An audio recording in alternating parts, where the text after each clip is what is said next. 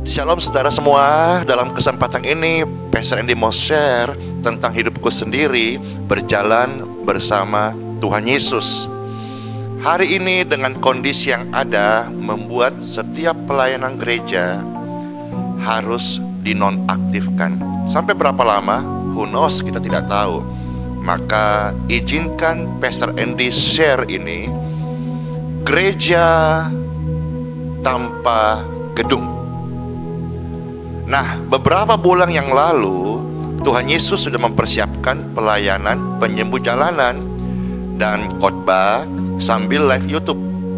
Meski waktu itu pastor sebetulnya mendapat banyak sekali tantangan, penolakan, ditinggalkan, dicibir, tapi semua itu baik untuk memurnikan panggilan seseorang. Apakah orang itu pendukung atau pengkritik? Karena kalau di hati ini cocok, apa saja oke. Namun kalau something wrong, semuanya akan error. Maka semua jadi salah. Dan justru kondisi ini memurnikan panggilan hamba Tuhan, yaitu pastor sendiri ya. Nah, jujur, awalnya pastor juga belum mengerti, namun hati ini sudah terlatih untuk taat, obey to the Lord, taat kepada Sang Pencipta. Pastor Andy mulai turun ke jalan, melayani orang-orang yang dari seberang tanpa batasan, siapa suku, kaum, dan agama, di daerah-daerah yang tempat-tempat itu secara izin untuk membuat ibadah itu sulit, alias tidak mungkin lah kalau bukan karena mujizat Tuhan saja.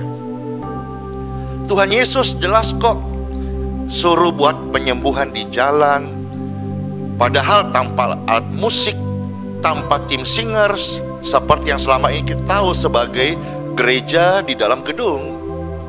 Tapi yang luar biasa, banyak jiwa yang mengalami kasih Tuhan Yesus dengan sentuhan kesembuhan dari Tuhan Yesus melalui Pastor Andy. Orang-orang menjadi rindu pengenalan akan Tuhan Yesus. Mereka sangat haus untuk mengerti kebenaran dan ajaran Tuhan Yesus. Padahal sampai renungan ini dibuat, pastor tidak memiliki tim musik dan tidak ada multimedia. Maka semua pastor lakukan sendiri. Baik itu saat live, pegang sendiri, saat khotbah, pegang rekam sendiri, saat turun ke jalan, penyembuhan pun demikian. Lalu diposting, diupload juga sendiri. Maka hasil video di channel YouTube Pastor Andy Simon TV tampilannya sangatlah sederhana. Namun Tuhan Yesuslah yang mempromosikan, karena pelayanan ini sungguh-sungguh meninggikan namanya. Praise God, haleluya.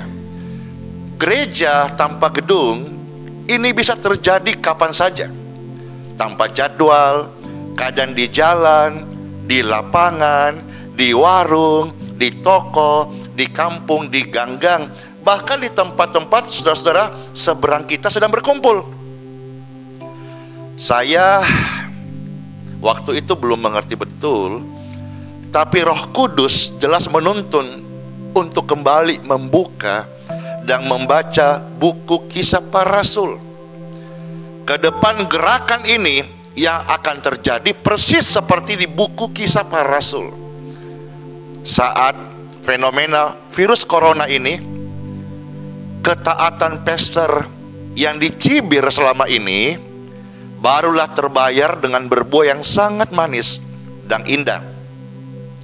Di saat pemerintah menghimbau untuk tidak berkumpul, maka seluruh gedung gereja yang begitu megah dengan peralatan yang super canggih tiba-tiba dinonaktifkan. Kursi-kursi kosong, fasilitas mewahnya tidak dapat digunakan. Pendeta-pendeta besar yang selama ini sangat sibuk untuk berkhotbah, terbang sana, terbang sini, sampai tidak punya waktu dengan keluarga, tiba-tiba dirumahkan, jadwal jadi kosong. Para worship leader, WL, pemusik yang selama ini merasa sebagai pembawa hadirat Tuhan, tiba-tiba kehilangan pelayanan mereka. Hamba-hamba Tuhan yang selama ini sebagai penyembuh KKR, sekarang ini tidak bisa khotbah di depan ribuan jemaatnya yang selama ini sudah mengkultuskan dia. Para hamba Tuhan yang selama ini hanya berkhotbah dari mimbar saja, Tuhan sedang berbicara kepada Anda, sekarang waktunya khotbahilah dirimu sendiri.